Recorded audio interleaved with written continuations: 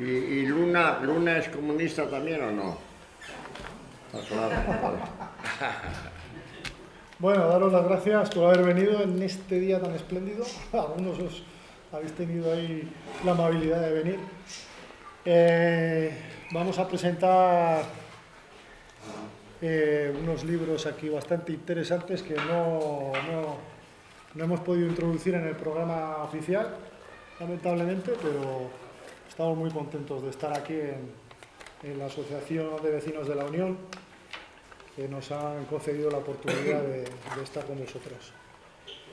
Tenemos a Ricardo Rodríguez Ifres, chileno. Algunos ya lo conocéis, tiene una dilatada carrera militante. También es un escritor conocido, ha publicado 3 libros con Chalaparta y ahora nos ofrece aquí una biografía de Stalin que está bien interesante. Su vida también es muy interesante. Sabéis que se escapó de los campos de la muerte de Chile, de los estadios de la muerte.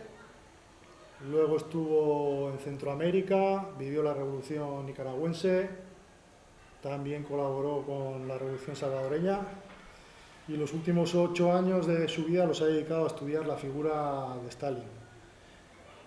También tenemos entre nosotros a Anselmo Santos, 88 años, ¿no? Esto es todo... Un niño.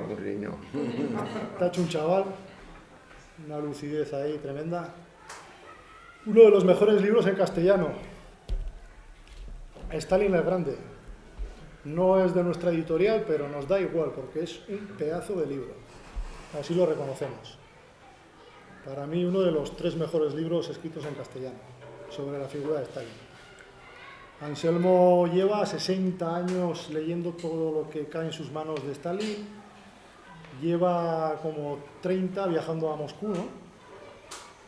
En Moscú, aparte de leer, también ha estado con gente que ha convivido con Stalin, militares, gente de diversos gobiernos, con gente también de Gorbachov, ¿no? ¿Conociste? Hombre, claro, conocía Que en todo. teoría tienen que hablar muy mal de Stalin, pero ha sacado ahí... No, yo hablo mal de Gorbachov, ya lo he visto como lo pongo a París. Ha sacado ahí mucha chicha del tema.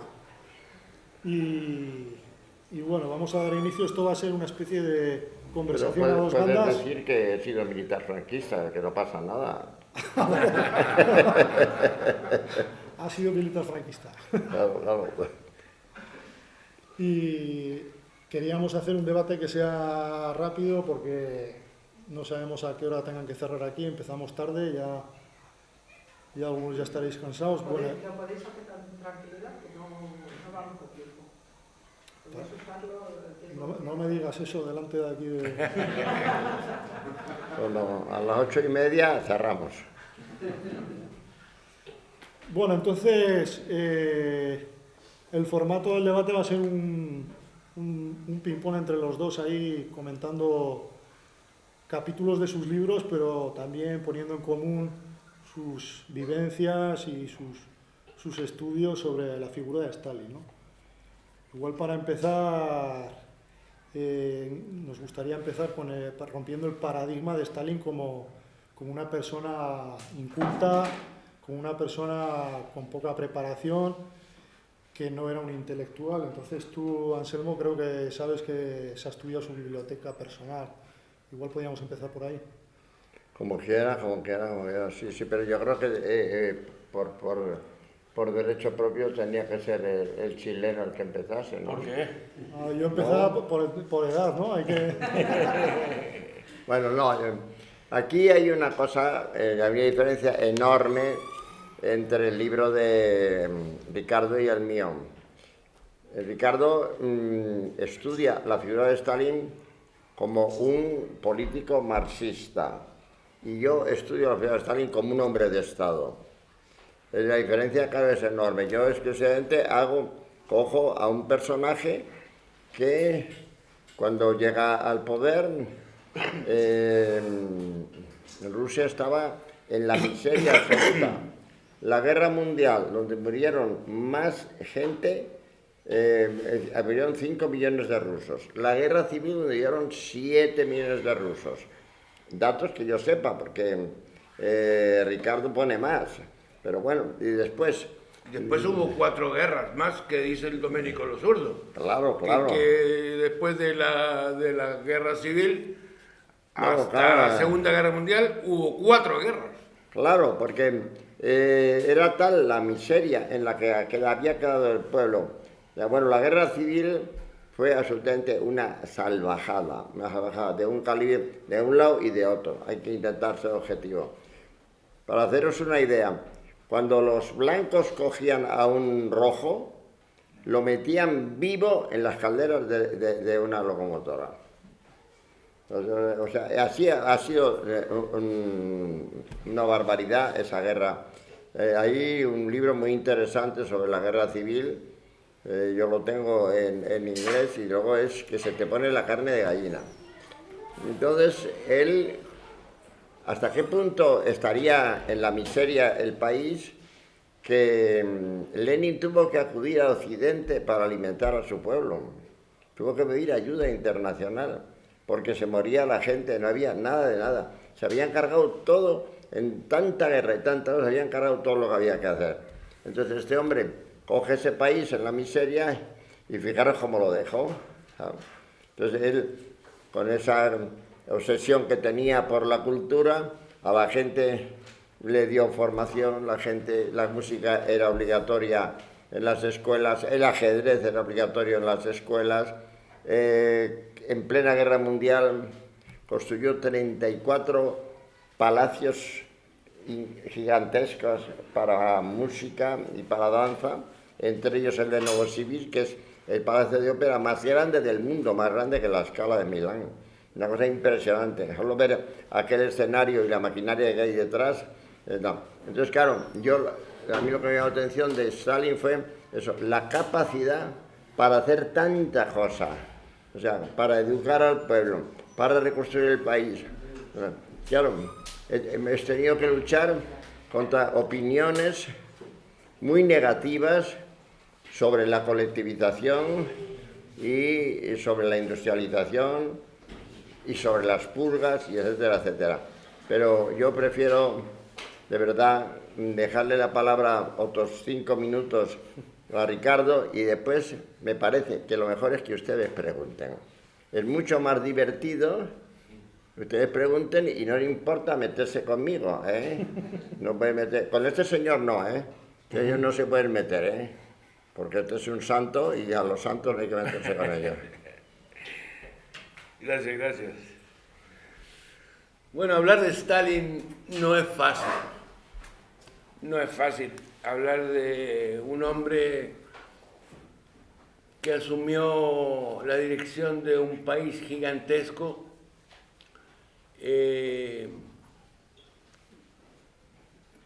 con muchas decenas de nacionalidades luchando unas contra otros, un país completa y totalmente destruido, sin infraestructuras, y proponerse reconstruir el país primero, educar al pueblo, culturizarlo y llevarlo en muchos aspectos a ser en 12 años el número 1 del mundo.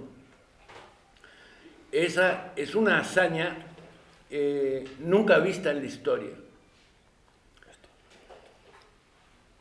Stalin es una figura muy controversial, no podía ser de otra manera.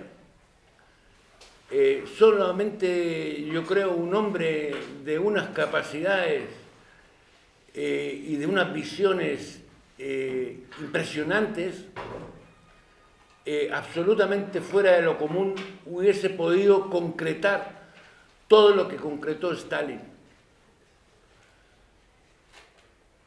El país, como decía Anselmo, quedó completamente destruido después de la guerra civil.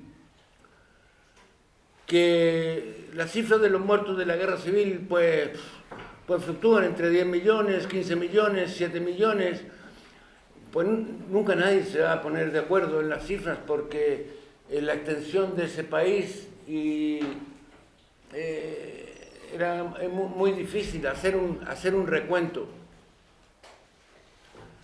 La guerra civil fue, como todas las guerras civiles, entre hermanos, de una brutalidad absolutamente espantosa. Stalin fue un comandante de grupos de ejércitos muy grandes durante la guerra civil. Es allí donde la figura de Stalin empieza a ser valorada en la Unión Soviética. Y para que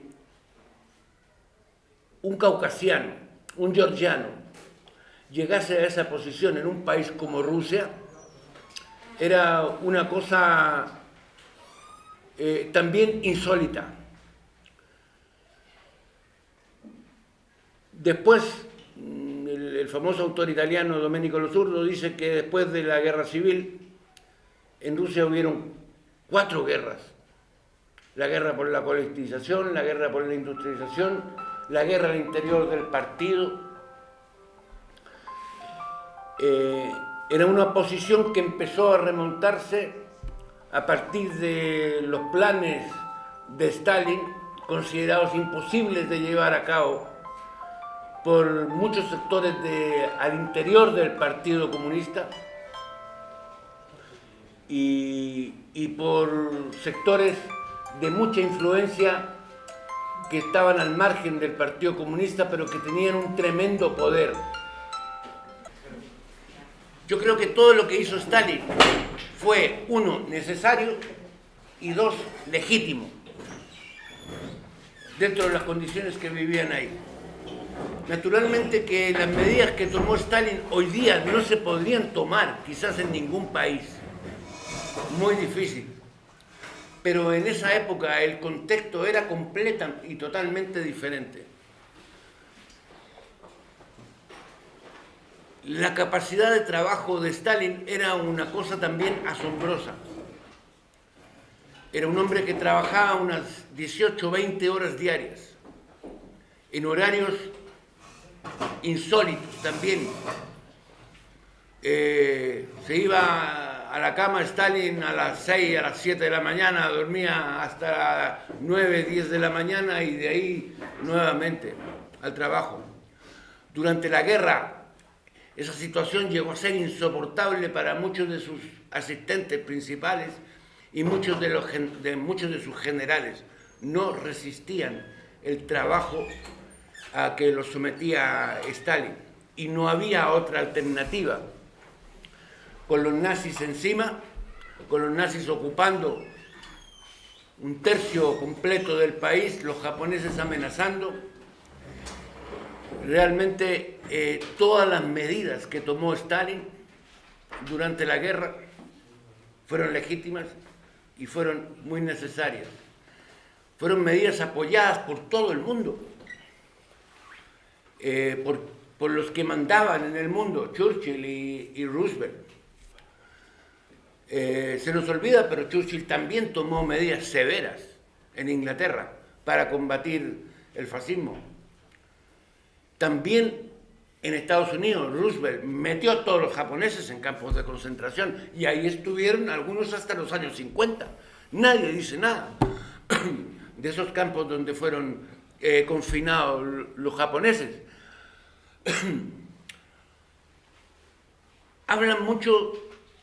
Se habla mucho del terror. El terror es una invención. El Holodomor, por ejemplo, la matanza de ucranianos, también es una fantasía.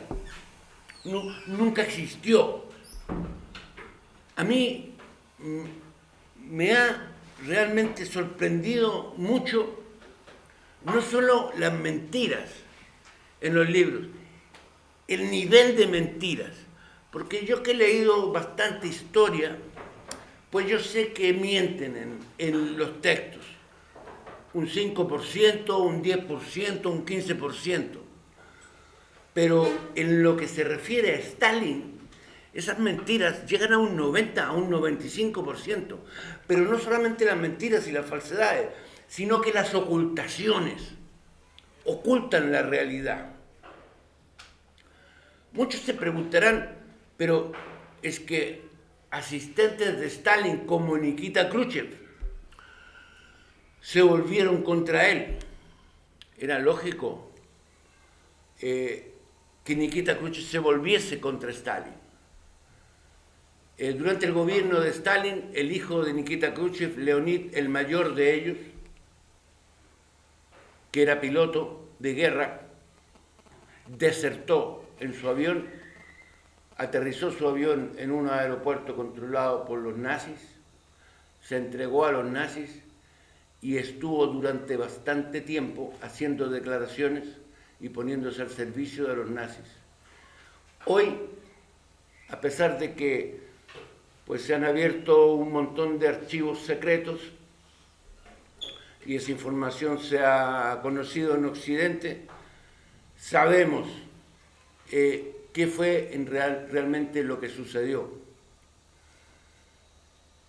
Que un hijo de un alto dirigente, miembro del Comité Central y compañero de Stalin desertara hacia los nazis en plena guerra, era un asunto muy grave que había que resolverlo. Por lo tanto, Stalin dio la orden de capturarlo, atacar el cuartel donde lo tenían detenido en condiciones óptimas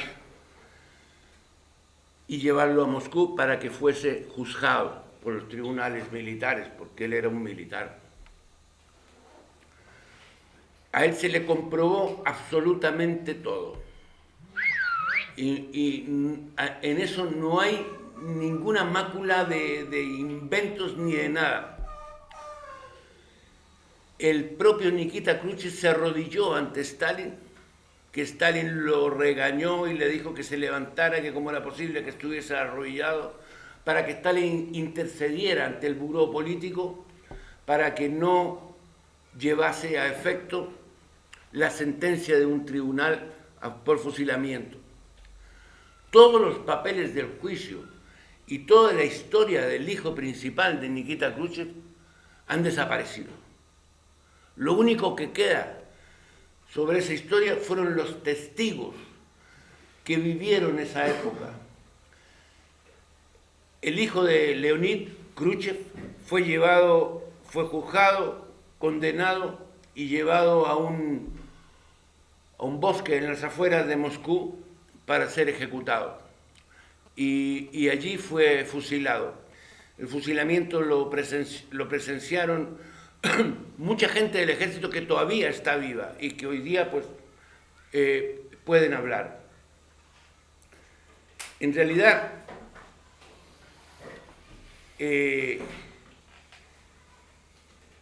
Khrushchev con su discurso después del 20º Congreso, que no fue, como dicen todos los libros, durante el 20º Congreso del Partido Comunista. El 20º Congreso del Partido Comunista terminó un día sábado, a las 10 de la noche. Esta famosa reunión con el discurso de Khrushchev fue el día domingo. El Congreso estaba terminado. Y el Congreso, en esa reunión, asistió por gente invitada con pases especiales. A mí me contaron que de los que participaron en esa reunión donde Khrushchev hizo su famoso discurso, denigrando a Stalin y mintiendo de forma descarada, a la salida del Congreso se suicidaron 19 personas que participaron en esa reunión. De ahí lo que hay en la Unión Soviética es un camino al precipicio.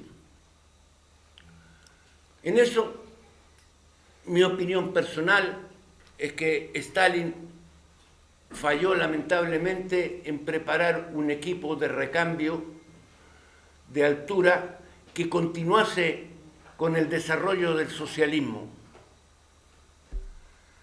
El país estaba preparado para eso, tenía las bases, tenía una cantidad de industrias y una cantidad de planes de explotación de minerales, de petróleo, de gas, etcétera, que con un buen equipo que los tenía Stalin, pues no supo resolver esa situación. Yo concuerdo con mi compañero Anselmo, conversando con él, que después de la guerra Stalin ya no era el mismo Stalin. Stalin empezó a decaer en términos de capacidad física y en términos de capacidad mental. La guerra le pasó una factura a su salud brutal, pero absolutamente brutal. Y fue delegando un montón de tareas en gente como Khrushchev, como Mikoyan, como Suslov y otros que estaban ahí en el Comité Central. Y en realidad el partido fue cercado por los secretarios regionales del partido hasta el momento en que Gorbachev subasta todo lo que tenía, todo lo que había hecho Stalin y todo lo que había hecho la Unión Soviética, lo subasta al mejor postor y entregan toda la economía al capitalismo. Y eso es lo que vemos hoy día en la URSS. Muy bien, entonces, ahora, Anselmo Santos, tú en tu libro, todo lo que está diciendo Ricardo, igual los procesos de Moscú los abordas desde otra manera, ¿no? Sí. No te cortes, que no te vamos a decir. No, si yo no me corto. Ricardo justifica los procesos como si los procesos fueran absolutamente limpios, porque él reproduce las declaraciones de los que estaban siendo juzgados. Bueno, yo lo veo desde otro punto de vista. Las purgas eran imprescindibles. Eran absolutamente imprescindibles porque lo que tenía Stalin era una colección de grupúsculos que le habían estado dando la lata toda la vida. Y él sabía que los alemanes más pronto o más tarde iban a atacar, y entonces sabía que, como ya, eso se llama la tesis Clemenceau, de aquel dirigente francés, en el momento en que hay reveses, en una guerra que se empieza, y al principio iba a haber reveses porque el ejército alemán era mucho más poderoso que el soviético, se produce un golpe de Estado y tiran al gobierno. Y eso hubiera supuesto inmediatamente la destrucción de Rusia. Entonces las purgas eran necesarias. Ahora, ¿cómo se consiguieron las declaraciones? Yo ahí ni entro. A lo mejor no les pegaron, pero claro, a lo mejor no les pegaron nada, ni unos azotes en el culo, ni nada. Pero lo que sí no hay ninguna duda es de que los tuvieron durante días enteros sin dormir, y al final ya harto dice que me peguen un tiro que no aguanto, ¿no? Ellos salían allí al tribunal y tenían todos la pinta estupenda, le ponían pastitas y tal. El show estaba muy bien organizado. Stalin aprendió mucho de nuestra Inquisición. Pero bueno, ¿te parece que pasemos a que nos pregunten cosas o quieres decir tú más cosas todavía? Dos aclaraciones y dejamos que los compañeros pregunten. Los juicios fueron enteramente justos. No solamente por las declaraciones de los que fueron juzgados. O sea, lo que dice Bukharin, que era un tipo de un poder tremendo dentro del partido, y los asistentes de Bukharin. Pero Bukharin, ¿quién era Bukharin? Bukharin era un tipo que desde muy joven tuvo una trayectoria tremendamente ondulante. Era un oportunista, era un socialdemócrata. Stalin eso lo sabía. Si Bukharin llegaba a la casa de Stalin se tiraba 2 meses, atendido por su señora. Y entonces conversaban de a 2 y 3 días. Los juicios también los vieron todos los embajadores que habían en la Unión Soviética en ese momento. Todos. Solo de todos los embajadores y de los cónsules que habían en la Unión Soviética.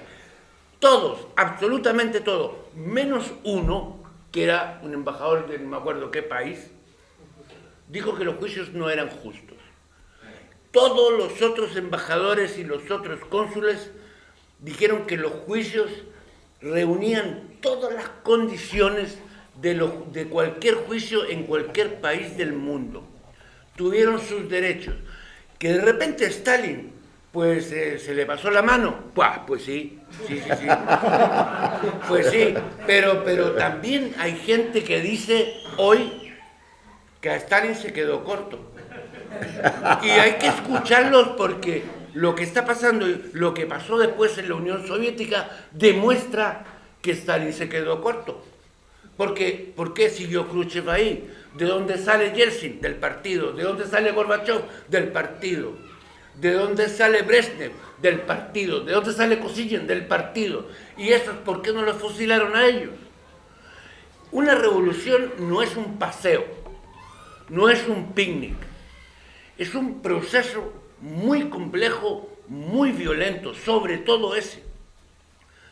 Pero al final, en los años 50, o sea, todo el mundo aplaudía a Stalin. O sea, es cuestión de los embajadores que lo conocieron, los cancilleres que lo conocieron, los presidentes que lo conocieron, los primeros ministros. Stalin era la principal figura que había en el mundo.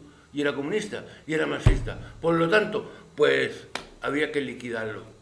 Y de ahí viene una campaña absolutamente brutal, diabólica, llena de falsedades, llena de mentiras y sobre todo llena de ocultaciones, de hechos que no nos dejan a nosotros conocernos para hacer un balance de la historia correcto. Si a mí me ocultan un montón de cosas en un montón de contextos, obviamente que la idea que yo me voy a formar, pues no va a estar completa. Va a tener unos tremendos agujeros. La tarea que le tocó a Stalin era una tarea que nadie la quería. Absolutamente nadie la quería. Era una tarea imposible de ser lograda. Y no solamente la logró una vez, la logró 2 o 3 veces. Porque como quedó ese país también después de la Segunda Guerra Mundial, es cuestión de ver las cifras, la destrucción de los nazis en su arremetida hacia el interior y en su salida. La destrucción las órdenes de Hitler, de no dejar piedra sobre piedra, fue pavorosa.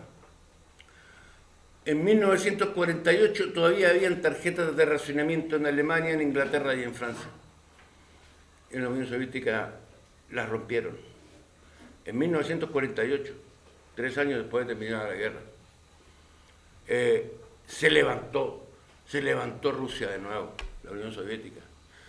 Entonces, juzgar a Stalin por las cosas malas que hizo, que seguramente hizo algunas, pues sí, hubo injusticias, yo eso lo reconozco.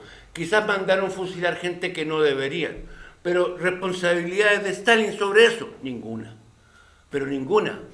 Stalin no era un dios que abarcaba todo el inmenso diámetro que tiene la Unión Soviética. O sea, él no podía saber lo que estaba pasando en el Pacífico, en la Manchuria, en los Urales, en Siberia, en el Cáucaso, donde había mucha gente atornillando al revés, ni se enteraba de Stalin, porque le llegaban todo deformado. Entonces, yo creo que se ha magnificado inmensamente algunos de los errores de Stalin, yo les llamo errores, y se ha ocultado muchísima información. Yo soy absolutamente convencido, después de haber leído un poco sobre el tema, de que todas las medidas que tomó Stalin fueron legítimas y fueron muy necesarias.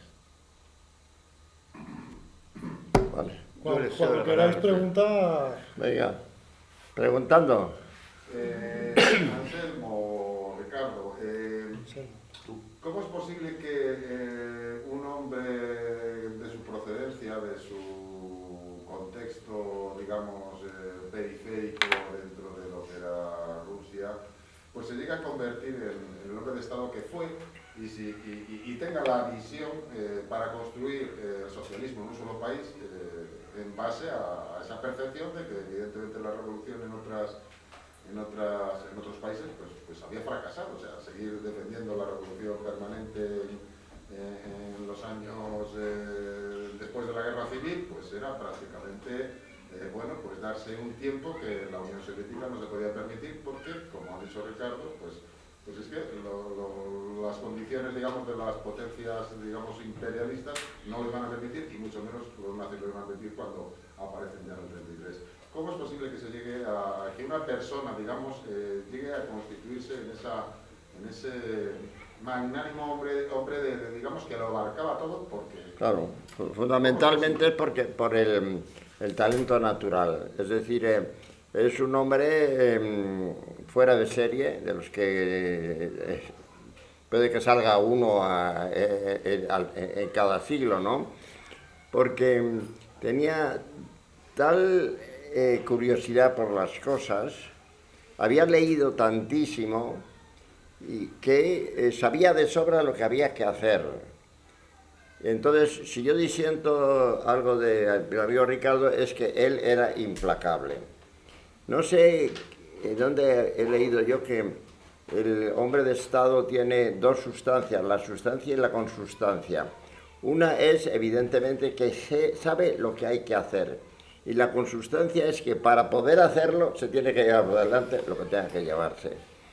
Es indudable que él era un fuera de serie, pero como iba buscando el poder, que es la consustancia, sin el poder no se puede hacer nada, es evidente. Él entonces tuvo que decir, vamos a ver, primero era un hombre muy trabajador, después era un gran organizador. Lenin le dio las cosas de más confianza, como explica muy bien Ricardo. La inspección obrera y campesina. Claro, el momento en que a él le dejan lo que voy a llamar el hombre, como ya decían los otros, el hombre de los ficheros. El hombre de los ficheros. Con los ficheros fue colocando en los sitios a sus hombres, con lo cual cualquier votación pues la ganaba. Hay que tener en cuenta unas cosas, y yo eso disiento de Ricardo, porque el hombre de Estado es siempre una cabeza muy fría, porque si no, no hubiera llegado al poder. Cuando se muere Lenin, se encuentra con que la figura más prestigiosa era Trotsky. Trotsky había ganado la guerra civil, no nos podemos engañar. Trotsky había creado el Ejército Rojo. Y la inmensa mayoría de los oficiales que luego tuvo que liquidar Stalin eran trotskistas, porque se habían hecho con Trotsky, con aquel tren que iba de punta a punta y tal. Por tanto, un hombre que aspira al poder para hacer cosas, que es para lo que lo quería Stalin, lo primero que tiene que hacer, que es lo que no hicieron en tantos sitios, lo primero que tienes que quitar del medio al militar.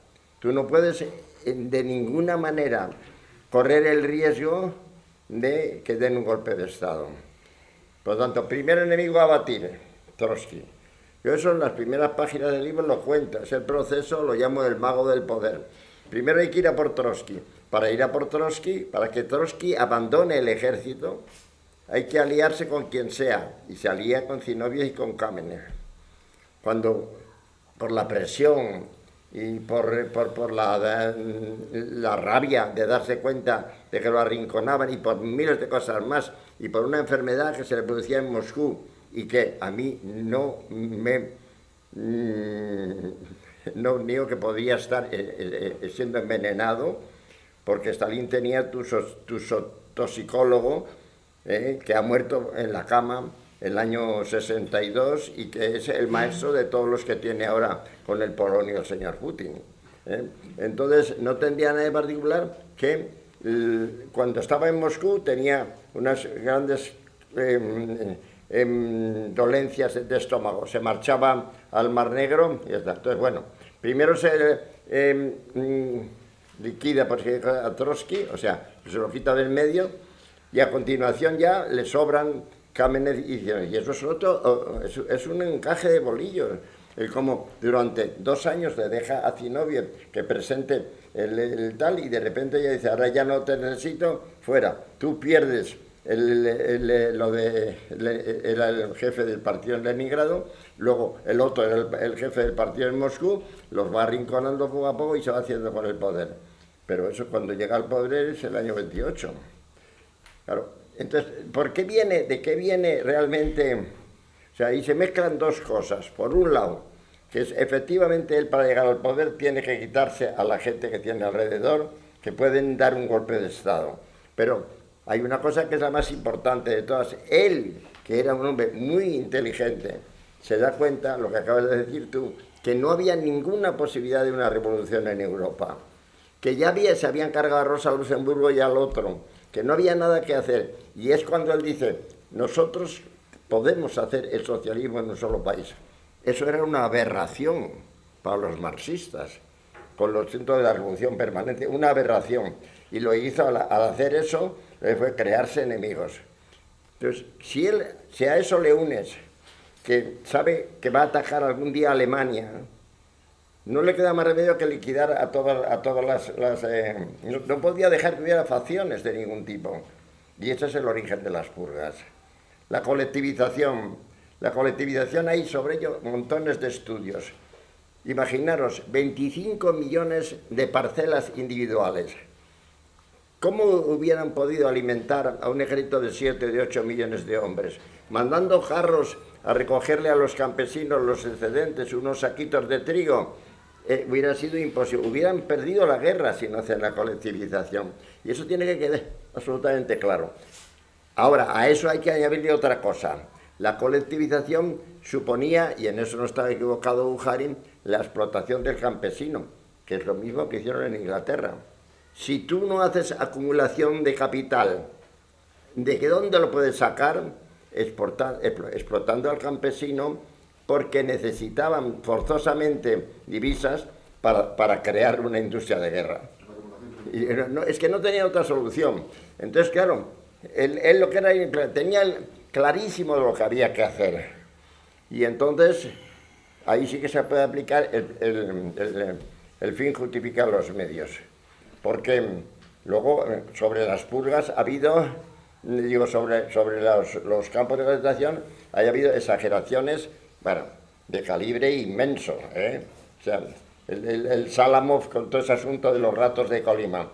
Yo tengo fotos de Salamov en los que está el tío rozagante, naturalmente enchufado en la cocina. O sea, muy bien, tú hablas mal de cómo el Bazán. Pero es que además ahora hay libros actuales, por ejemplo, el libro Dictadores, en el que reconoce que la inmensa mayoría de la gente que estuvo en los campos de concentración no murió. Porque los campos de concentración de Hitler eran de exterminio y los de Stalin eran para que trabajasen. Y en Siberia hay de todo. O sea, en Siberia los cervatillos no se asustan, pasan por delante y se acercan por ahí como si fueran perritos. Entonces, un país como una región como Siberia, que tiene un 40% más de extensión que Estados Unidos y tiene 30 millones de habitantes, pero ¿cómo se puede alimentar? Se puede alimentar no a los 10, 12 o 14 o 2 millones de presos que tuvieran. Nadie se moría de hambre. Es mentira, eso es mentira. Pero lo que sí tenía claro Stalin es que solo podía ganar la guerra si todos aquellos que podían dar un golpe de Estado eran eliminados. Y lo que yo cuento ahí es que grupo de Bukharin, tal, en total 800.000 tíos. Vale, ahora va Alex, luego Susana. Yo creo que hay que distinguir dos cosas, ¿no? Está por una parte los procesos de Moscú, y aunque hay una relación, son locales distintas, y luego el gran terror, ¿no? Del año 37, 38, por ahí, ¿no? Y yo quisiera una mayor clarificación sobre eso, ¿no? Porque parece ser, ¿no?, de que hay gente que fue juzgada por posiciones políticas, que fueron juicios políticos. Y, hombre, hay mucha gente que lo refuta, yo creo que Ricardo lo refuta, incluso el Grover Furr ha escrito un libro, Los amagados de Trotsky, donde habla de eso. Entonces yo quisiera más comentarios sobre esto, porque esto se refleja en la película esta de Misión en Moscú, ¿no? La película más magistralista que produció Hollywood, donde es una realidad que había una conspiración, que había atentados, que había sabotaje. Entonces, que yo no... Otra cosa es que luego hubiese gente inocente que fuera ejecutada. Esto es otra historia. Pero, vamos, que yo no creo que fueran juicios políticos, ¿no? O sea, había acusaciones sobre hechos reales, ¿no? Venga. A mí no me importa contestar. Si no limpias una casa todos los días, se te acumula la basura. Está muy bien. Pero eso es de perogrullo. Esto está muy bien. Está muy Pues- bien, muy bien. Muy bien. Y además es verdad que es eso lo que hizo. Por lo tanto, Stalin coge un partido y coge un país con una burocracia pequeña, chatita, pero muy en oposición a las políticas que tenía Stalin. Yo me pregunto, ¿qué otra política podía haber desarrollado Stalin? Ninguna otra. Stalin solamente, yo creo, tenía una sola alternativa, viendo a los nazis y viendo a los fascistas cómo se estaban preparando. No tenía más alternativas. Stalin no creyó en los quintacolumnistas que tenían, sino hasta que matan a Kirov. Cuando asesinan a Kirov, se convence de que hay no un grupo, sino que varios grupos organizados por todos lados que quieren el poder. Y el poder era una cuestión que Stalin no estaba dispuesto a transar. Él podría transar cualquier cosa, menos el poder. Pregúntenle a Mao si alguna vez se le ocurrió transar en el poder. Jamás. A Fidel, nunca. Nunca. ¿Acaso Fidel no mandó fusilar a un montón de compañeros que estuvieron con él en la Sierra Maestra? Muchos compañeros míos que estuvieron en la cárcel conmigo, que estuvieron en el estadio conmigo. Cuando volví a Chile yo los veía todos manejando unos Mercedes-Benz y puros BMW. Y me decían, ¿y tú, Lucio? Pásate para acá, loco. ¿Qué seguís hueveando con ese marxismo y todo eso? Ya no existe. Aquí, loco, mira, si te pasáis para acá, termináis de embajador, loco, 12.000 euros al mes en coche, Mercedes-Benz, trabajáis 2 horitas en la mañana, te ven a embajada, te conseguimos la embajada menos la de Estados Unidos, porque no te van a dejar entrar. Pero te conseguimos un país en Europa donde viváis de puta madre. ¿Para qué seguía ahí? Hicieron vuelta de chaqueta. La misma Bachelet fue amiga mía durante mi juventud. Asesinaron a su padre. Ahí anda con ellos. Para arriba y para abajo. Y a lo único que se dedican es a defraudar al Estado, a los negociados. Porque es cuestión de pescar la prensa chilena y es toda de derecha porque no hay un solo periódico o revista de izquierda. Todos los días. Igual que aquí. Pues de tal palo. Igual que aquí. Yo me asombro de las cosas que pasan aquí. Me asombro porque pasan y uno se tiene que asombrar. Pero en natural, es absolutamente natural. Bueno, si ese lo hace, ¿por qué no lo voy a hacer yo? Pues si lo hace ese también, ¿por qué no? Mira ese pa. En los juicios de Moscú, la opinión más categórica, a mi juicio, sobre la visión de los juicios de Moscú, la produjo el embajador norteamericano en ese momento en Rusia. Sí, Davis, sí. Joseph Davis. Bueno, pero Davis era un poco tonto, ¿eh? Bueno, Se lo tragó todo, a ver, Se lo tragó todo, bueno, no sé, pero él discutió mucho, tiene muchas cartas a su hija, muchas cosas, en realidad, y nosotros conocemos los 3 juicios de Moscú más el juicio de los militares. O sea, ¿alguien me va a decir que Tukhachevsky no estaba metido en ninguna conspiración? Hombre, él asistía a reuniones con los nazis, pero a reuniones con los nazis. Sí, lo acusaban a cada rato, están probadas sus reuniones. El Benes, el presidente de Checoslovaquia, son ellos los que los acusan. Fuera de que... Disiento, y para eso estamos aquí, para disentir. Bueno, vale. No. Ya. No, yo te digo, Primero, los militares es uno de los temas que a mí me ha interesado más porque soy militar. Claro, ¿cómo no me va a interesar ese tema? Yo procedo de la academia. Tucholsky, en primer lugar, era trotskista, porque había llegado a donde había llegado gracias a haber sido un hombre brillante en la guerra civil. Toda la gente que le rodeaba también eran trotskistas.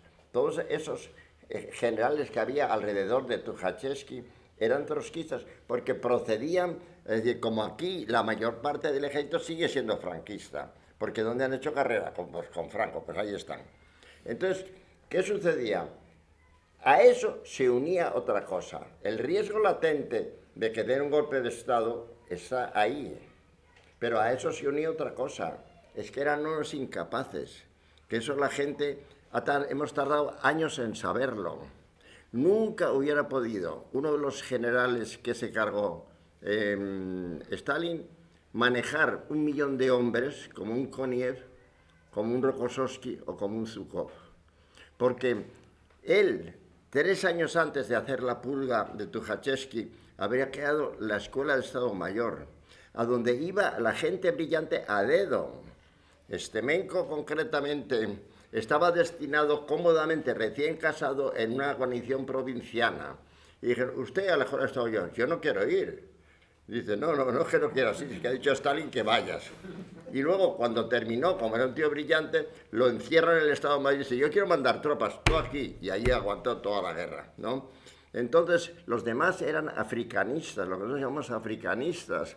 Es decir, era el tipo de Yagüe, de Mojardó, de toda esta gente que no sabían hacer nada en absoluto. A los cuales, también en eso disiento de nuestro amigo Ricardo, se unían 2 colaboradores suyos de toda la vida, pero que eran subnormales profundos, que eran Vorochilov y Budyonny. Los 2, pobrecitos, no hay nada que ver su papel en la guerra. Fíjate, Budyonny. Cuando Budyonny, que está en los cuentos de Babel, iba con el sable así, con la caballería roja, era un mito completamente. Pero la primera vez que hubo una maniobra de tanques, se entusiasmó tanto que saltó de la tribuna, se subió al primer tanque y se puso tan nervioso el conductor que se metieron en un embalse. Claro, o sea, claro, y es cuando le dijo Timochenko, general, un tanque no es un caballo. Claro, entonces, ¿qué papel hicieron en la guerra? Bueno, el Budyonny terminó siendo el jefe de la remonta donde preñaban a las yeguas, o sea, quiere decir que eso es lo que hizo durante la guerra. Y Vorochilov se lo tuvo que quitar de jefe del ejército porque no valía para nada, claro. Entonces, la verdad sobre lo de Tucholsky es la siguiente, y de eso está ahí montones de documentos. Es verdad que él había tenido trato con los alemanes, pero era un trato puramente oficial. ¿Por qué? Cuando se produjo el final de la Primera Guerra Mundial y se hizo el Tratado de Versalles, los rusos no tuvieron más que una manera los alemanes, de sobrevivir, que les habían limitado a tener 100.000 hombres, que es aliarse con los rusos para tener fábricas de aviones, para probar armas nuevas y tal. Eso se interrumpió el año 33 en cuanto llegó Hitler al poder.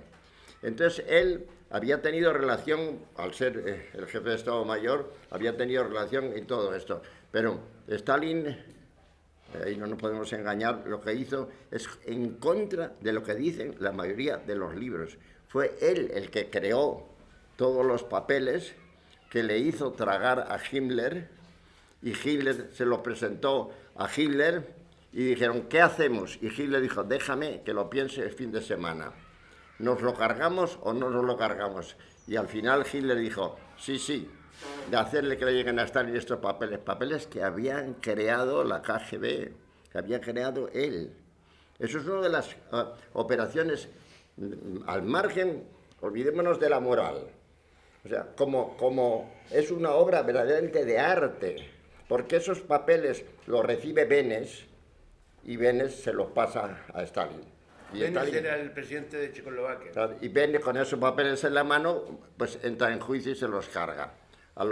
Pero el motivo fundamental de la liquidación de los militares es, primero, eran trotskistas, por tanto, posibilidad de un golpe de Estado. Y segundo, no era gente preparada.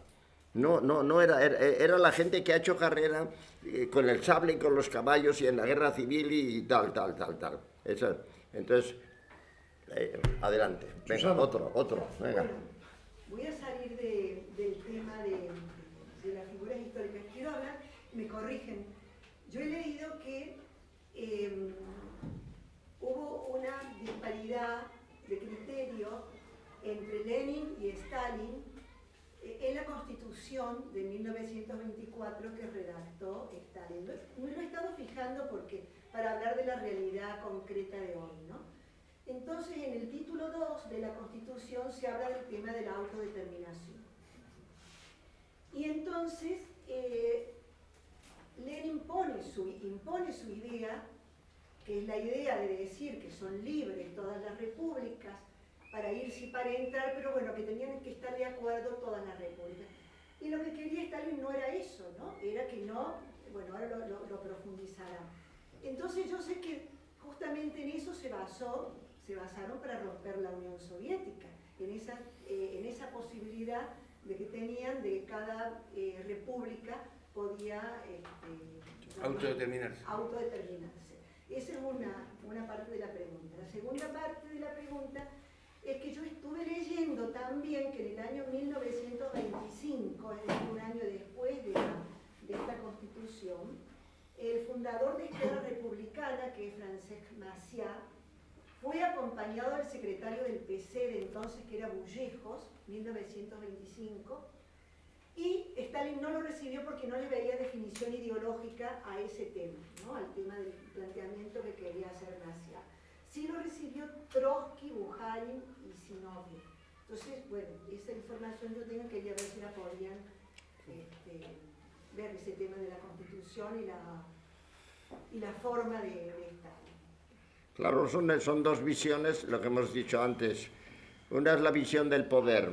Entonces, Stalin, es que solo me río solo de pensarlo, iba a dejar a Stalin que se fuese nadie. Vamos, lo coge y lo cuelga pues como a Mussolini boca abajo. Entonces, Lenin sí que quería, o sea, desde el punto de vista de... Una cosa es que Lenin hiciera la revolución, porque dedicó su vida solo a eso. Y otra cosa es que Lenin ni sabía escoger colaboradores, ni tenía una noción del Estado. Él decía, no, el que se quiera que se vaya. Para Stalin, que se vaya. Ya sabéis cómo empezó lo de Georgia. Cuando habían ganado los mencheviques y estaban gobernando los mencheviques en Georgia. O Finlandia. O Finlandia también. Y, claro, ¿y qué hizo? Pues entonces echó para andar, mandó allí a gente suya y los liquidó a todos los mencheviques. Claro, es cuando Lenin se cabreó y cuando dijo que este era un bárbaro, que había que sacarlo de ahí y tal, las buenas de las mangas verdes, ¿no? Eran dos visiones diferentes completamente. Era, si quieres, más humana la de Lenin. Es decir, el que quiera que se vaya. Y para Stalin que se vaya, que se va nadie. Adelante. Yo quería preguntar, centrándonos en la figura de Trotsky, sabiendo... ¿Cómo? Centrándonos en la figura de Trotsky, sabiendo toda la evolución que tuvo desde que se creó el Partido Socialdemócrata y toda la progresión que tuvo, ¿cómo estuvo tanto tiempo? Porque a mí me parece que estuvo demasiado tiempo rondando por esos lares. No le he seguido. Que cómo ¿Cuánto aguantó tanto Trotsky tiempo tantos para años ti? la dirección del partido. Ahora, a mí me parece que... O sea, durante la construcción del Estado socialista yo creo que... O sea, sí, tiene cosas... No, Trotsky duró 10 años ahí. Llegó el 18 y se fue el 28. Sí, pero... Pero él dice que es mucho. No, si lo que pasa es que Trotsky también eso diciendo un poco. No hay que olvidarse, Trotsky era... tuvieron una suerte histórica. Trotsky era una cabeza absolutamente privilegiada. Porque ganar la guerra civil, porque hay libros en que dicen que la guerra civil es Stalin. No. La guerra civil la ganó Trotsky. Entonces, Lenin tenía... el que crea el Ejército Rojo, el que crea el año 18 es Trotsky. Y todo lo que se cuenta de que por ejemplo, lo dice en el libro, el comité revolucionario estaba Stalin ahí, no hizo nada en absoluto, y no hay más que leer 10 días que cambiaron el mundo, y otros, muchos que hay. No. Lo que pasa que Lenin sabía que tenía dos tíos muy inteligentes cerca, Lenin y Stalin. Pues entonces Stalin, a ver si organizas el partido, a ver si me montas todo lo que es la cosa del interior, que es lo que le era en definitiva. Y entonces Trotsky es el que se dedica a la guerra. Y entonces Trotsky por eso era el jefe del ejército. Era una cosa natural, si es él el que había creado el Ejército Rojo. Lo que pasa que Stalin sabía que ese sería su futuro enemigo. Ahora, en cuanto a personalidad, es completamente diferente, porque Trotsky era un hombre muy vanidoso, no era un hombre que tuviera empatía, no era un hombre, era un hombre convencido de que era Dios. Y entonces, claro, eso se paga, eso se paga. Mientras el otro lo hacía suavemente, muy escondidito y tal, este no hacía más que eso y tal. A ver, aquella frase de Molotov un día en que le dice a Trotsky, camarada Trotsky, no todos somos genios, cuando en la discusión de por ahí, ¿no? Pero el por qué Trotsky estaba en la cabeza, a pesar de donde venía, a pesar de las barbaridades que había hecho Lenin, a pesar de todo, es que tú no tienes mucha gente alrededor fácilmente, ni siquiera en las grandes multinacionales. Hay una cantidad de subnormales dirigiendo grandes compañías que no puedes ni imaginarlo. Entonces, claro, ¿con quién podía contar Lenin? Con Zinoviev y Kamenev, que le habían traicionado porque habían denunciado que iba a haber un golpe de Estado. ¿Qué más gente tenía? Con Bukharin, que lo había puesto a parir, y que se lo quería cargar por lo de Brest-Litovsky. No, entonces no tenía más que esas dos personas. Y ahora, en cuanto que Trotsky, que dirigía el Ejército Rojo, se muere Lenin, hay que ir a por él. Hay una cosa que estaba claro desde antes de la Revolución de Octubre. Trotsky y Stalin eran dos trenes a gran velocidad por la misma línea en sentido contrario. Y eso lo sabía Stalin y lo sabía Trotsky. Yo concuerdo con el compañero Anselmo en que Trotsky era un tipo muy brillante, es cuestión de leer sus escritos y todo. Concuerdo también con él que fue el creador máximo del Ejército Rojo. Pero en realidad el Ejército Rojo es el que combatió en la Guerra Civil. Después de la Guerra Civil se necesita otro tipo de ejército. Claro. Otro tipo. Y ese ejército lo hace Stalin. Que sí. Y además Stalin era un erudito en las cuestiones militares. Que sí, de acuerdo. No había nadie en el mundo que se manejara en esa cuestión. Los generales que promovió Stalin, que eran montones, y que todos llegaron ahí, los más importantes llegaron a Berlín, más los que no conocemos. Yo hablo mucho en mi libro del general Joseph Apanasenko. Joseph Apanasenko no lo conoce nadie. Pero ¿quién es ese tipo? Pues mucho antes de la guerra, que empezara la Segunda Guerra Mundial, Stalin lo había conocido a él en Tsaritzin, que después fue Stalingrado. Combatieron juntos, conversaron muchísimo. Y un día Stalin lo destinó a un puesto muy importante y le dio una tarea vital. Entrena no a miles, sino a millones. ¿Y de dónde los saco? De donde tú quieras. Apanasenko barrió todos los campos de trabajo y las cárceles que habían en Rusia con sus tropas. Copó, pasó por encima de los secretarios del partido, por encima de los mandos militares de la zona, liberó a todos los presos y se los llevó a un lugar secreto en donde tenía montado unos campamentos entrenando gente. y talleres y Sí, escuelas en Vladivostok, sí, cerca de Vladivostok. Y cada vez que Stalin tenía necesidad, y eso no lo sabía ningún general, no tenía ni idea. Claro.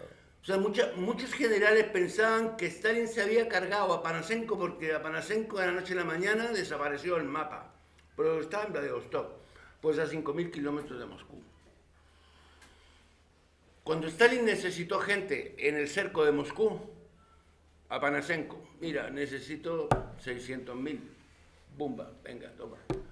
En Stalingrado, en la batalla de Stalingrado, pues los nazis se habían tomado el 93% de la ciudad, el 93% de la ciudad, pero no podían todavía poner en el ayuntamiento de Stalingrado la bandera nazi, porque ahí todavía estaba Chuikov luchando con gente en las catacumbas que habían ahí, en el derrumbe de todo.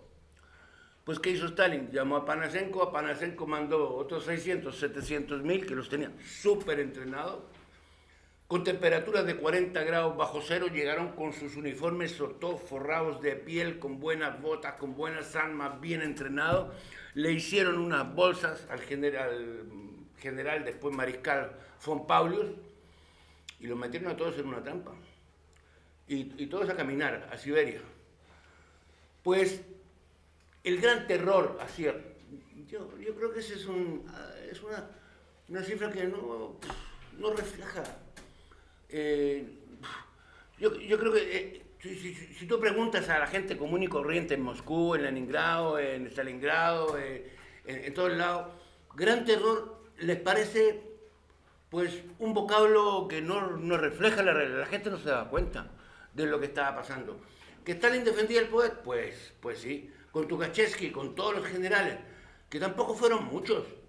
O sea, de 400, 500 generales, cargarse pues a 9, a mí no me parece una cifra como para ponerse a llorar. Algo más de 9. No, bueno, algo más de 9, pero fueron verdad. Juicios militares. No, se han dicho burradas, ha hablado, bueno, hay libros...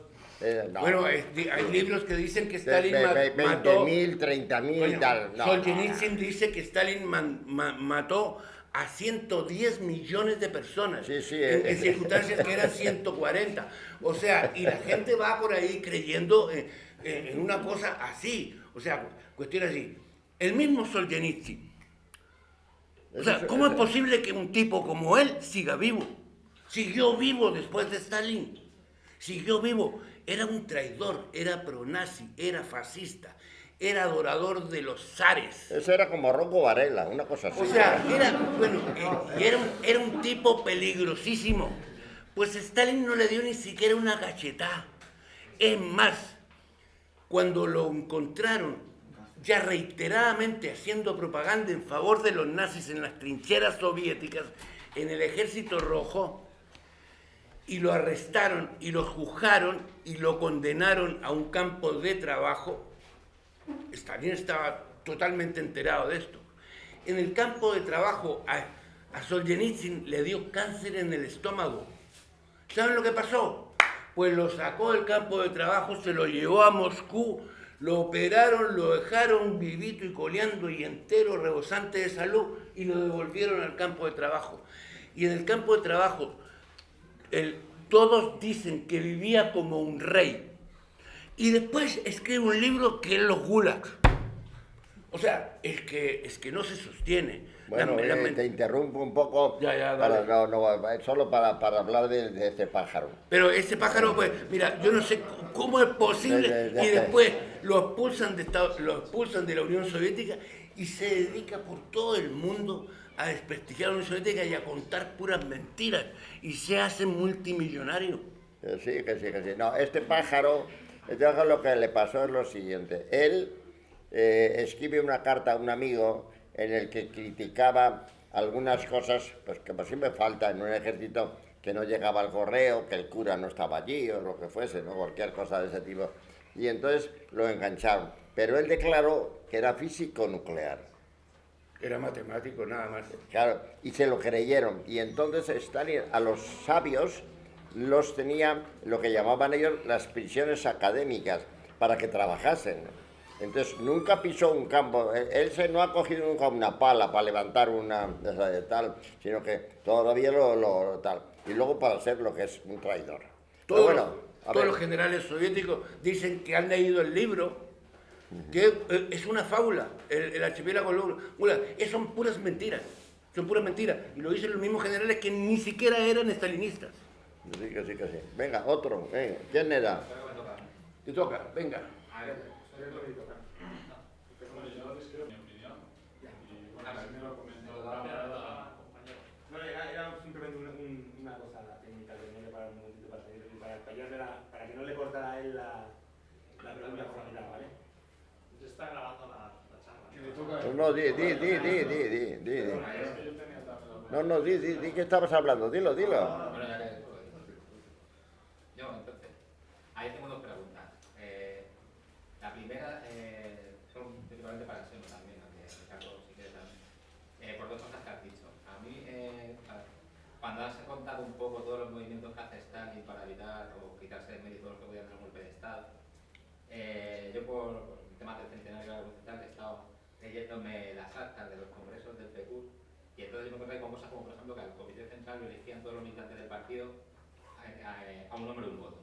Pero yo, ese nivel de democracia no me encaja mucho con un plan maquiavélico en el que una persona puede ir moviendo piezas como si aquello fuese un ajedrez para cargarse de tal, que entiendo que se puede hacer, pero me gustaría saber si podéis contar cómo se hace eso dentro de un partido en el que se practica la democracia interna de esta manera. Y luego, lo que has comentado de Joseph Davis, el embajador americano, de que era tonto y tal, en el libro de Davis, él cuenta cómo habla con ingenieros norteamericanos que están en la Unión Soviética, que le dicen los ingenieros americanos, aquí se están produciendo sabotajes, y cómo él se extraña, se escandaliza de que el gobierno soviético no tome medidas más duras ante ese volumen de sabotajes hasta el momento en que matan a Quito.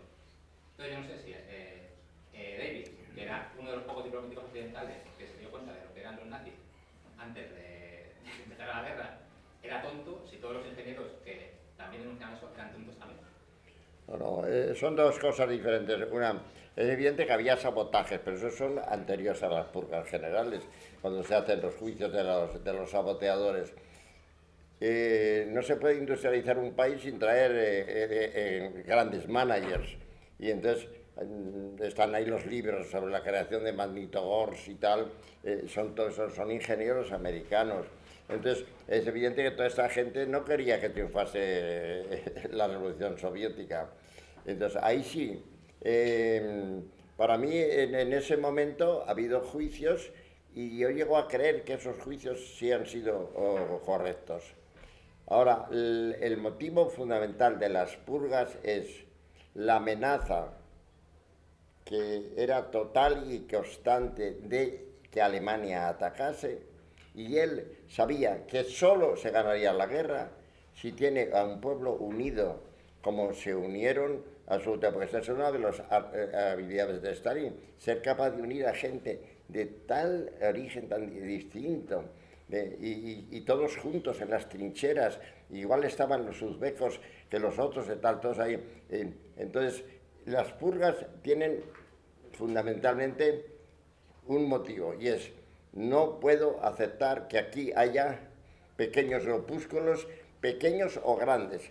¿Por qué? Porque todos los partidarios de Zinoviev y de Kamenev y de Bukharin y del otro, el de Balzac, en el momento de los primeros rebeldes se hubieran levantado y hubieran tenido toda clase de disturbios y de movilizaciones en la calle y tal, y eso a ver cómo lo para cuando tiene que atender al frente. Entonces él fríamente dice, esto hay que arreglarlo. Respecto a la otra asunto del Comité Central, eso es otra de las habilidades de Stalin. Lenin había aceptado que en las papeletas de votación, las candidaturas, la gente pudiera borrar el nombre y poner al lado otro nombre. Entonces, en el famoso congreso del año 34, el congreso de los vencedores, del 34 o del 37, yo no me acuerdo. Entonces, en ese había 2.200 delegados. De esos 2.200 delegados votaron a favor de Stalin solo 900. Y aún así... bueno, él había puesto un grafólogo en la secretaría donde iban los votos, con lo cual le era muy fácil saber quién había tachado su nombre, quién era el que había puesto otro nombre, si tienes un grafólogo que está viendo la letra de la gente. Y de los 900 aún dijo que de 200 no se fiaba. Bueno, pues no es por presumir, pero yo tengo una cosa que la tiene muy poca gente. Todas las fichas de los que asistieron a ese congreso con el destino de cada uno de ellos. Represaliado. O sea, de ese congreso quedaron vivos, y eran 2.200, 700. El único momento en la historia de la Unión Soviética en donde Stalin, es mi opinión, tuvo todo el poder, pero absolutamente todo, fue durante la Segunda Guerra Mundial. Claro. Antes no tenía todo el poder. La gente de Leningrado tenía mucho poder. La gente de Moscú tenía mucho poder. Pero ya los había echado a todos. No, bueno. El año 30 ya los había echado a todos. Pues entonces, ¿para qué hizo los juicios? Hombre, claro, no, Pues si había echado a todos, había pues echado a los juicios. dirigentes, pero estaban ellos, los otros ahí. No, a los Era juicios latente. fueron los dirigentes. Y fueron a juicio. ¿Por qué no se los cargó? Pero sí, Ricardo, si eso está claro. Era tal la cantidad de panfletos, si es que no se puede entrar en los archivos de Rusia. Todos estos grupúsculos tenían imprentas, panfletos semanales, los otros todos metiéndose con Stalin. Y llegó un momento que Stalin dice, ¿yo así voy a ganar una guerra? No, hay que quitar a toda esta gente de aquí. Entonces, eso es lo que podríamos llamar el gran terror. El sabotaje es brutal en la economía que estaban construyendo. O sea, todos construyendo un país y montones de grupos, muchos antagónicos entre ellos, envenenando las aguas. El ganado bovino, todos muertos. Las vacas, todos muertos. La mitad de los caballos, todos muertos. Bueno, pues esos eran los gulag, Bueno, no, gulag. y los que estaban contra Stalin. O sea, una destrucción de la economía que no lo acepta ningún gobierno en el mundo. Acepta que te vuelen las fábricas, que te envenenen las aguas, que te quemen los sembrados, que te envenenen las semillas, que te roben las partidas cuando van los carros o los trenes con los sueldos para pagarles a los obreros, o sea, o a los campesinos. Ningún gobierno del mundo acepta eso. Y llegó un momento en que la gota rebalsó el vaso. O sea, Stalin, a partir del asesinato de Kirov, pues mira, se pone firme y empieza a recoger a toda la gente que estaba ahí, que no eran disidentes solamente, porque una cosa pues es que tú pues tengas otra opinión, tengas otro plan, apoyes otra cosa. Era una disidencia súper violenta y súper... Hombre, querían cargárselo, claro, querían matarlo, eso está claro. O sea... Bueno, a ver, compañero, a ver...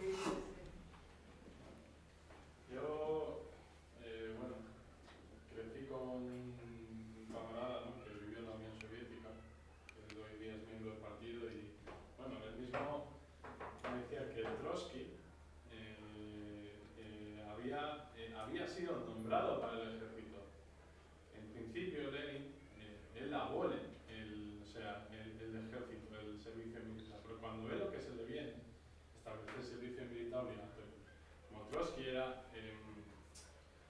un político hábil y además era un intelectual, cosa que si la intelectualidad de la derecha o la obligaba o cogía alguno, a mí así me lo explicó, ¿no? ¿Hasta qué punto estáis vosotros de acuerdo con la versión?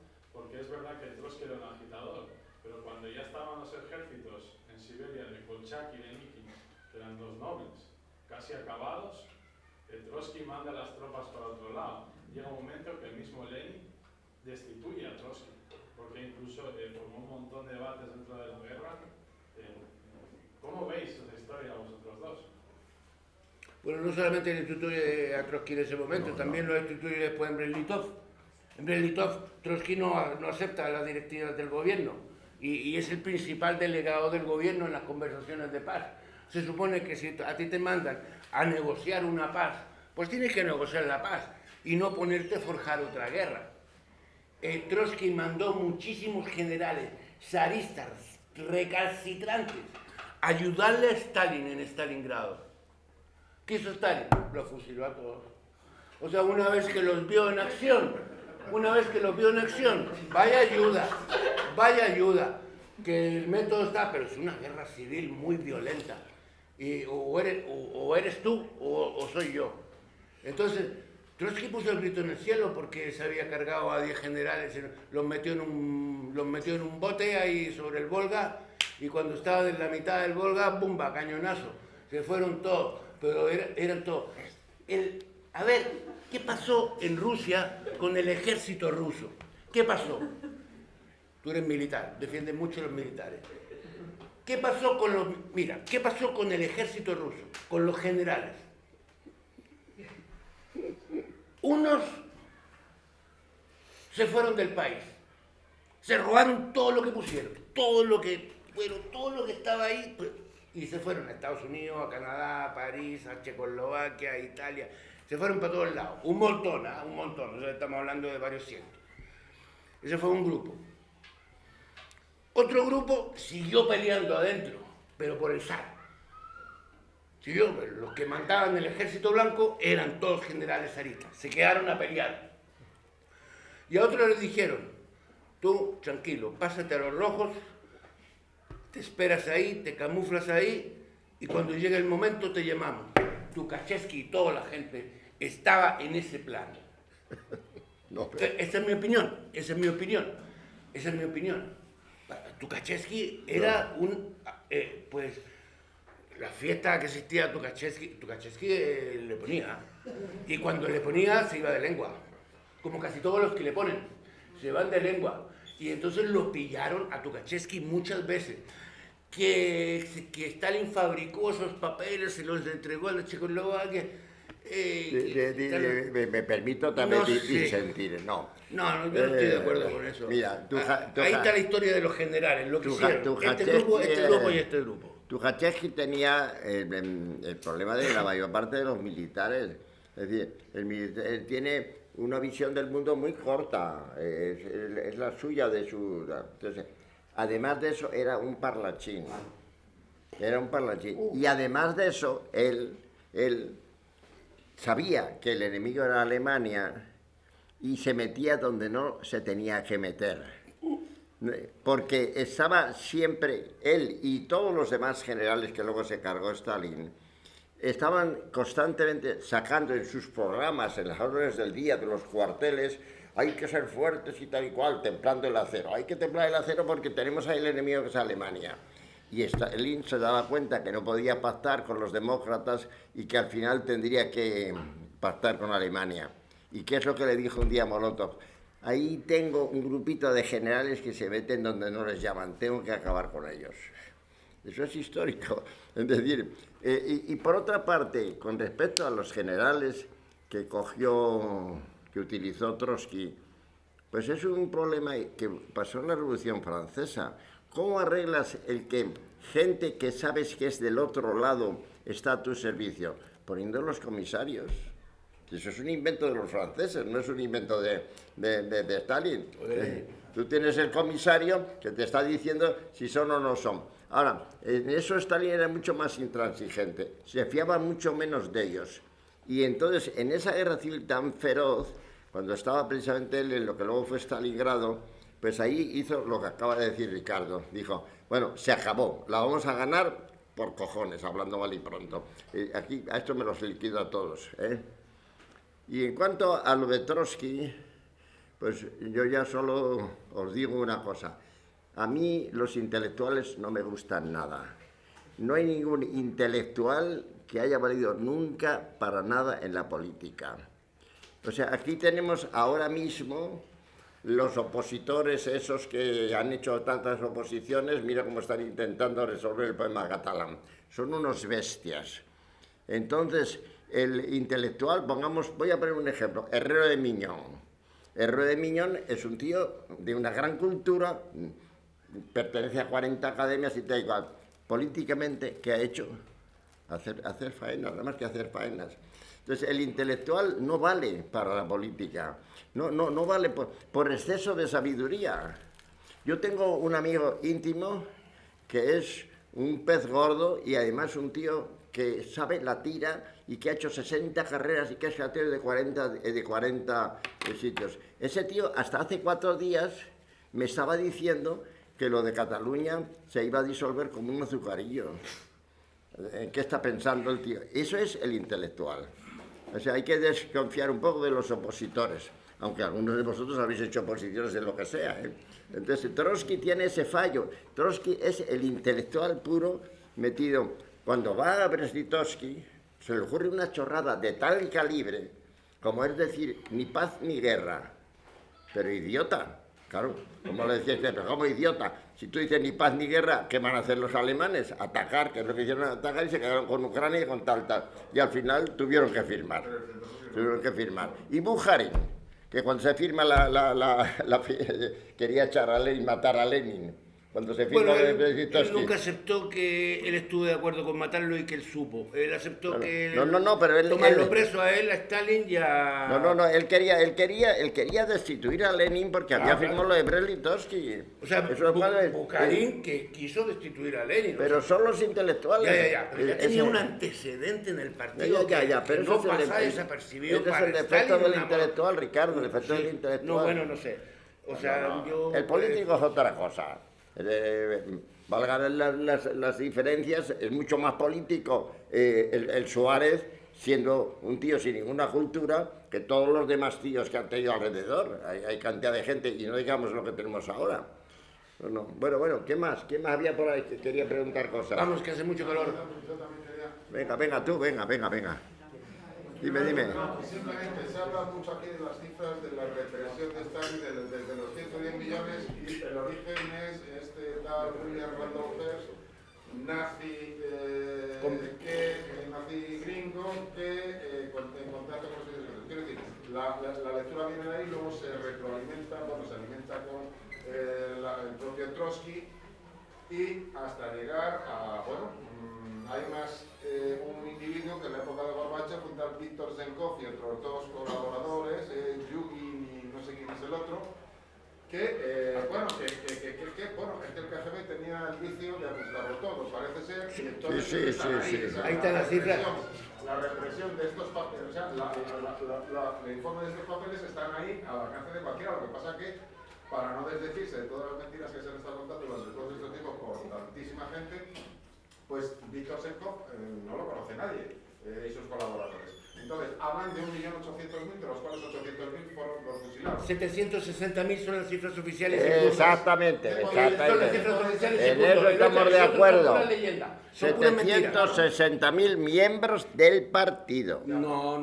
Sí, el resto que murió, pues mira, hambre, enfermedades, no había medicina, no había médicos, no había enfermeras. Eso es otra cosa, pero 40 grados bajo cero, a sobrevivir ahí, Ricardo, pues ya me dirás.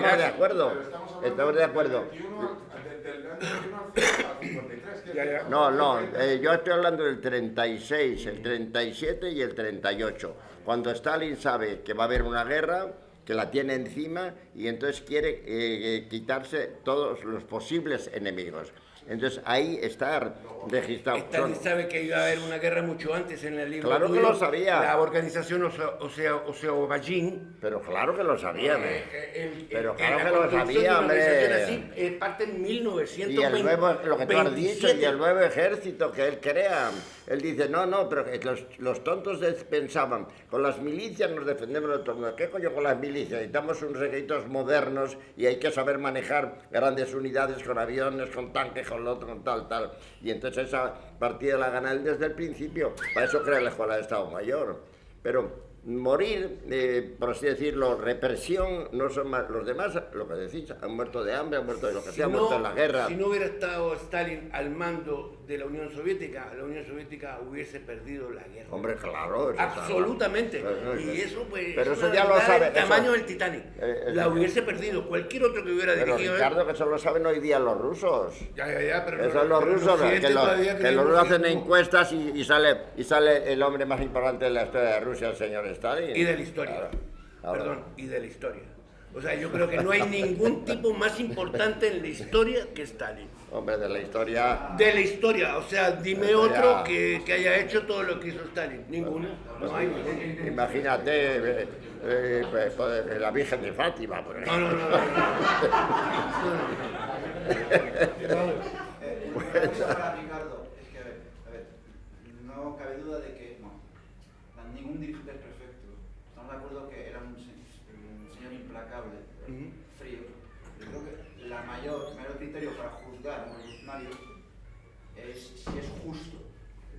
¿No? Muy Si bien. tiene, digamos, Muy bien una hecho. cierta moral. Entonces, a mí, en otra charla que diste, me sorprendió mucho lo que comentaste sobre su hijo, que pudo haber sido salvado. Y yo creo que eso merece la pena. Pero ¿cómo lo va a salvar? Y tampoco lo salvó Monjardó, hombre. No, eso no se puede hacer.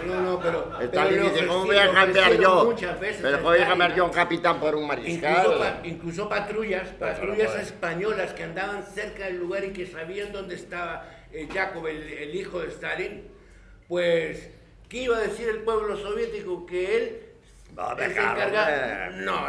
Oye, yo hubiera hecho lo mismo. Yo digo, pues que se lo carguen. No, porque cuando le dicen, te devolvemos al niño si nos das a von Paulus. Hombre, ¿cómo va a hacer eso Stalin? Hombre, pues que se carguen al niño, no pasa nada. No le dijo que se carguen al niño. O sea, pues le dijo los bolcheviques no cambiamos generales por soldados. Claro. Así de simple. Y perdóneme que tengo mucho trabajo, hasta luego. Y el otro, ya sabéis... Y el tipo quedó absolutamente hasta el resto de sus días. Hasta el resto de sus días el tipo quedó, pero... Después hubo generales de Stalin que se pasaron al bando enemigo, el Blasov. Hombre, claro. El Blasov que manejaba 150, y algunos más de los que no se hablan. 160.000 hombres, hasta que... ¡buah! A eso Stalin no lo fusiló, los ahorcó a todos. No, a Blasov, ¿cómo? Pero a Blasov creo que hicieron con todo su cuerpo, antes de matarlo, hicieron croquetas. Y luego ya lo mataron, cuando lo cogieron. Bueno, no sé, imagínate pero si Stalin se va a limitar con un traidor como Blasov, se va a limitar a darle un tiro en la nuca. No, hombre, no, esas cosas no se hacen así, hay que martirizarlo un poco más. Bueno, yo creo que estamos... ¿Qué más? Venga, ¿quién más? ¿Alguna pregunta más? ¿Una pregunta más? Trotsky, No, se va la vamos. bolita, se va la bolita. Trotsky no es cierto, bueno, era brillantísimo, capaz, pero claro, evidentemente, aparte de Narciso, autoritario, seguir con el comunismo de guerra, la revolución permanente después de haber acabado la guerra civil, que no es cierto que acaba su propia ruina, digamos, con ese empecinamiento en mantener, digamos, historias que... Sí, no digan- Porque no era un político, lo que hemos dicho antes, era un intelectual. Cuando lo meten a Trotsky en Turquía, en esa isla, y Stalin, el gobierno de la Unión Soviética, le manda $2.500, que serían hoy día 250.000 euros, para que alimente a su familia, si el hombre se hubiese quedado tranquilo, escribiendo algunas cosillas por ahí, algunos panfletos, a Trotsky no le pasa absolutamente nada. Ya. Pero Trotsky se metió en unos forros muy grandes, grandes. Se convirtió en un enemigo. Pero Y que Stalin eso tenía ya muy claro lo que si tenía ya era que su hacer. enemigo, hombre, Ricardo, ya era su enemigo. Stalin en aquel momento no podía todavía matar a alguien del partido y por eso lo exilia. Y además de eso, le dejó llevarse todos sus archivos. Y quizá lo que nunca esperó es que esa pluma iba a estar constantemente machacándole. Pero a mí eso no me vale como argumento, porque Stalin era demasiado listo. Él sabía lo que tenía ahí. Y por eso dio la orden, hay que cargarse a este tío. 10 años después. Os doy un año. 12 años, fracasaron otra vez. 12 años después se lo carga. Bueno, por cerrar esto, yo querría solo decir una cosa. Stalin, hay unas fotos en el Museo de la Victoria de Moscú muy interesantes. En una está Molotov firmando con von Ribbentrop el pacto y está Stalin con una cara de cachondeo digna de verse. O sea, está detrás y tiene una sonrisa muy oculta, pero muy sardónica, como diciendo, os he pescado. Porque claro, Stalin pensaba que iba a estar por lo menos 2 años Hitler entretenido con Francia. Se equivocó él, como se equivocó todo el mundo. El mayor ejército de Europa y se rinde en 40 días. Él quería, dijo, con esta firma yo gano 2 o 3 años por lo menos. Bueno, pues la otra foto es en el desfile de la Victoria, el 25 de junio del año 45. Stalin tenía muy mala circulación, o sea, se le hinchaban las piernas porque retenía líquidos, ¿no? Y entonces se le ve perfectamente en los vídeos, está bailando todo el tiempo en la tribuna. No es solo el problema de que esté bailando, es que es un anciano. Es que es un anciano. Es una cosa absolutamente, me llama muchísimo la atención. Y entonces a partir de ese momento Stalin empieza a... Ya no es él, ya no es Stalin. La guerra le pasó ya no tremenda de acierta. salud. O sea, ¿cómo se le puede ocurrir a él ser el primer país que reconoce a Israel, pensando que como los ciudadanos de Israel, en una gran parte, era gente que él había liberado de los campos de concentración alemanes, iban a ser aliados suyos? Cuando se da cuenta de que son aliados de Estados Unidos, imaginaros. Pero los diarios de Israel, el día que murió Stalin, primera plana, Ya. pusieron, se apagó el sol. Nunca he visto yo un titular más brutal en la historia del mundo. Sí, pero la realidad... Ese tema es muy bueno también. Pero El la titular de- realidad es que eran aliados de Estados Unidos y lo han sido y lo seguirán siendo toda la vida. Sí. Entonces es a partir de ese momento cuando le entra el ataque, se Y puede lo llamar acusaban de antisemita. Bueno, en ese momento se convirtió en no nos engañemos, en ese momento se convirtió en un antisemita furibundo. Bueno, ¿alguna Le pregunta dio más? tal rabia, tal. A ver, venga. Santiago. Yo querría matizar una cosa. Se ha dicho que creo que ha sido Anselmo Santos, que la figura del intelectual es incompatible con la del político. Sin embargo, yo creo que en Stalin se juntan las dos cosas. No ya solo porque como hombre de Estado pues se puede poner a la altura de un Sí, pero es que... o de un Alejandro Magno, sino porque tiene obras teóricas y textos que incluso después de la Segunda Guerra Mundial siguió demostrando, vamos, que sabía bastante de doctrina de materialismo histórico, de materialismo Sí, pero lo que quiero decir es que, a mi juicio, cumple una figura que se hablaba en la Grecia clásica, que muy pocas figuras históricas es así, que es la del rey filósofo. Entonces, no es una crítica, es un matiz, es decir, es un hombre de Estado, un hombre de acción, pero al mismo tiempo es un teórico, cosa que no se da muchas veces en la historia. Solo es un matiz. Bueno, es que realmente quizá yo me expreso mal. Para mí un intelectual es la persona que pertenece al mundo académico. Vive en la teoría, siempre está en la teoría. Ahora mismo estamos viendo un proceso muy difícil para este país, que es lo que hay, interpretaciones de lo que pasa. Es que no es eso, es lo que pasa, lo que interesa. Es ahí lo que pasa. A mí qué coño me importa. A mí me da igual que como si fueran islamistas. Ahí hay una cosa, es un problema. Y eso la gente no lo ve. Entonces, no, lo que era... otra cosa es que Stalin fuera un hombre muy ilustrado, un tío muy trabajador, un hombre que había leído mucho y sobre todo si fue capaz de leerse los 34 tomos de las obras de Lenin y bueno, no sé cómo ha podido yo sacar más tiempo. Lo que decía antes Ricardo, porque él se iba a la cama a las 3 o 4 de la mañana y se levantaba a las 9:30 o las 10 y luego lo que hacía era descolgar el teléfono y al oficial que estaba de servicio le dejaba ahí y dice, cae del nuevo, no le decía ni buenos días. Toda la guerra, y son 4 años. Eso pasó en una factura a la salud de Stalin, Bueno, pero se ha hecho una brutal, mierda, ¿no? brutal. Ya.